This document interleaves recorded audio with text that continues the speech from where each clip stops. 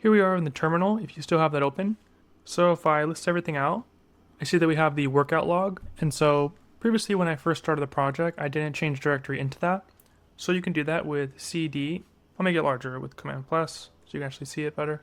Change directory into the workout log because we want to initialize the Git project. So I can do tab. And now if I list everything out, then I can see all my project files. So now you can do code and then period to open that in your integrated development environment or open it up manually. So I'll go back to my IDE because I already have it open. And so I have an instance of Claude. So I can do Command B to close the sidebar just so you can see it a bit better. Now I want to open up in bash mode without exiting out of Claude. So I can do so with entering an exclamation point. So that's shift and then 1. And then I can do git init. This will initialize my Git project. In Visual Studio Code, you see this icon saying that there's 31 files. So we can add that. So here there are all these initial files because we haven't done an initial commit yet.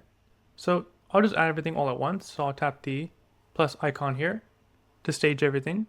And you can use AI to generate an image for us by clicking on this icon, which will give us a more descriptive message. Note that since we have a lot of files, this will take some time. Great, so it generated the commit message for us so we can look over it. So it says the feature to add workout logging with dialog and table components, implemented the add workout dialog, the workout table component, these shared UI components with Tailwind and ShadCN, set up TypeScript, utility functions, and the Vite configuration. So we can simply press this button to commit it, and we made our first initial commit. So in our previous example, we gave a pretty broad and vague prompt to Claude and generated a lot of code, and it took us about 10 minutes to generate. So in this lesson, I want to discuss how to give Claude clear, actionable instructions. So the quality of code's output is directly tied to the quality of your prompt. If you give a vague prompt or a really open-ended prompt without any details, then Claude has to fill in the blanks. And it also has to make a lot of assumptions of what you want. So 3 simple rules to consider when you're using Claude is you want to be specific, you want to give context up front, and you want to be concise. This doesn't mean that you can't ever go into plan mode and generate these really more complex features, because we will be doing that in this project. But in general, we want to understand that if we're not generating something that is a really complex feature, then we want to ensure that we're being concise and following these rules. So let's go into more detail over what I actually mean when I say be specific. So for example, don't just say add a form. Say exactly what the form needs to do, what fields it has, what validation rules apply, and if you know of it already, what libraries to use in order to do that. For example, we can use React hooked forms in order to manage the state, and also we can use Zod for validation. So if we were to specify a prompt for a form, it's really important and useful that we mention those 2 libraries. So the second rule is you want to give context up front. So Claude needs to know about a file, a library using, or some constraint at the start. One really important thing to do is to use the @ symbol, for example, like @filename, and you attach a specific file directly in your prompt. This is really important because Claude will now know exactly where to make those changes, and it won't have to search through your entire project, which helps you save your token usage. And third is be concise. So if you're giving a prompt and this prompt isn't in plan mode, then you want to give a really tight focused prompt, as that will lead to better output, and it won't have to generate huge amounts of code. So it's easier for us to read it and understand it. So I'm going to open up the terminal here. I'll do so with Command J for the keyboard shortcut. And then this is npm run dev in order to start the project. This starts everything up so we can view it. I'll copy this. So here I can bring that here. Okay, cool. So this is what Claude had generated for us. And so it's definitely not a bad start. Here we can log an exercise, so we can say push-ups. And here it has the sets, the reps. Let's just say I did 4, 10 reps, and then body weight, let's just say it's 160. I can add an entry, and here we see it's been added, and we can remove it. Cool, so the most basic functionality is implemented. So navigate back here, I'll do Command J to close this terminal to give us more room. So now let's look at our actual files. So we can do so with Command and B for the keyboard shortcut to show. And let's look at our components. Here we see workout table, add workout dialog, and we get these UI components here. So let's look at the workout dialog. Here I can close this.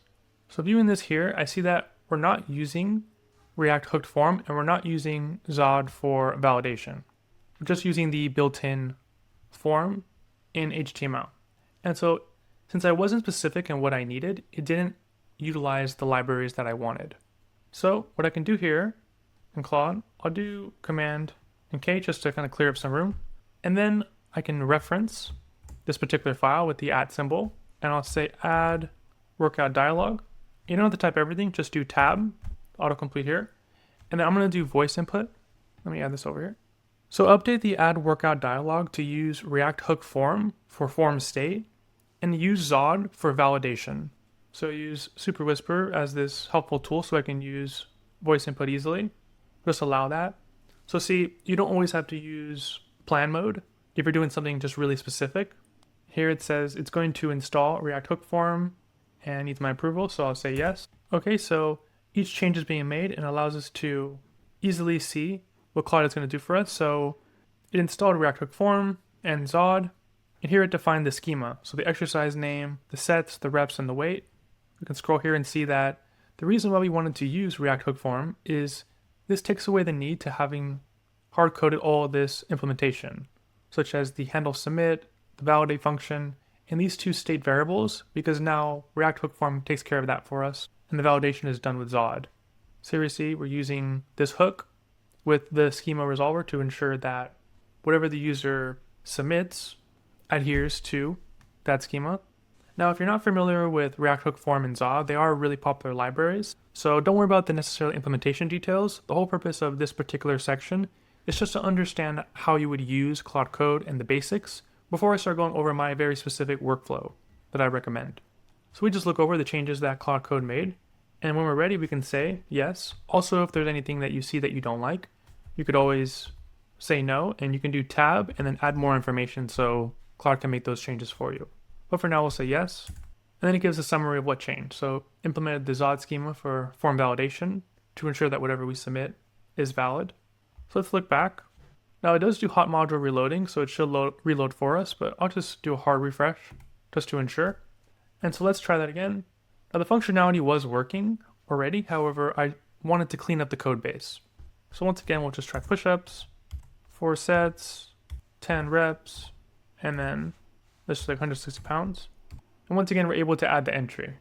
And so even though it didn't necessarily change any functionality, I did care about cleaning up the code base.